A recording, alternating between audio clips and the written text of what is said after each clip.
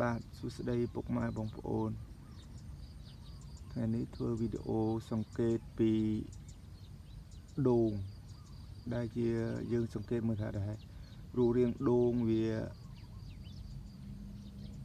ចេញខ្ពស់ហើយនឹងដូងមិនចេញខ្ពស់អញ្ចឹង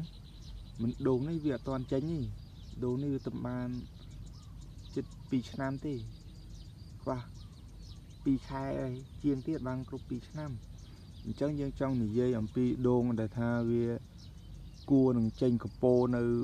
អាយុប៉ុណ្ណាយើងសង្កេតឃើញបាន 40% ទៅ 50% ដែរទី1យើងសង្កេតឃើញគល់វានឹងវារីក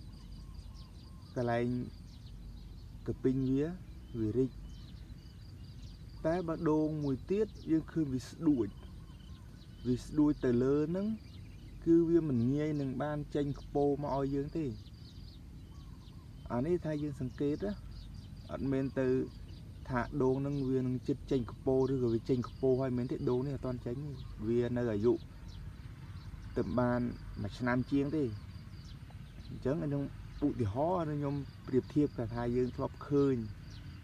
ដូងដែលថាគេចេញខ្ពោនិងដូងគេមិនទាន់ចេញខ្ពោដូងដែលថាគេចេញខ្ពោហើយគឺអាកន្លែងខ្ពោវានឹងគឺវាកអ៊ីង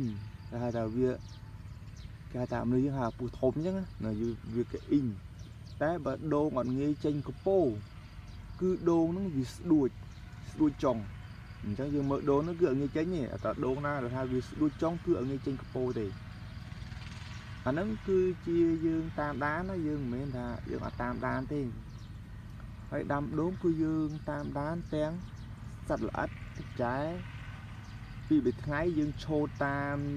ធៀងរបស់វានឹងមើលម្ដងហើយវាមានពីងពីងក្រហមឬមួយក៏មានចៃតូចនៅនឹងអាហ្នឹងយើងពី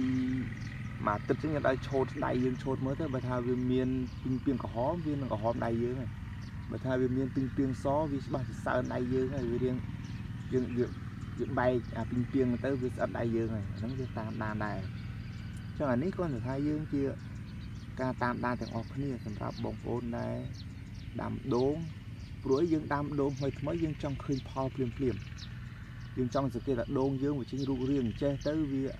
ហុចផលឲ្យអត់ឬមួយក៏ដូងយើងវាចេញសភាពម៉េចតែបើសម្រាប់បងប្អូនដែលគាត់ដាំដូងបានផលជាងពាក់កណ្ដាលហើយគឺគាត់លេងរងចាំមើលអាដូងថាដាំវគ្គក្រោយហើយគាត់លេងចង់មើលហើយគាត់អត់ទន្ទឹងទេគាត់ថែវាតាមមួយមុខគាត់តែសម្រាប់តែបងប្អូនដែលដាំដូងវគ្គដំបូងគឺគាត់ចិត្តគាត់នឹងស្ទុះធ្វើម៉េចទៅចង់បានឃើញផលដូងវគ្គដំបូងរបស់គាត់ដល់ពេលដូងវគ្គទី2គាត់ដាំតាមដំណើរអត់លេងទន្ទឹងរងចាំនៃផលរបស់វាហើយក៏ដឹងពីរបៀបថែហើយអញ្ចឹងគាត់អត់ទៅខ្វាយខ្វល់រឿងផលប្រហែលនេះគាត់ខ្វាយខ្វល់រឿងថែតែសម្រាប់ដូចជាយើងដាំវគ្គដំបូងអញ្ចឹងយើងត្រូវសង្កេតថាដូងយើងវាប្រែប្រួលមិនរូបរាងមិនតាមសង្កេតមើលអាដូងគេចេញផ្លែនិងអាដូងគេមិនងាយចេញផ្លែវាចេញរូបរាងមិនដើមមិនអាហ្នឹងគឺសម្រាប់បងប្អូនដែលដាំវគ្គដំបូងបាទអញ្ចឹងថ្ងៃនេះខ្ញុំមានវីដេអូតែប៉ុណ្្នេះឯងបងប្អូន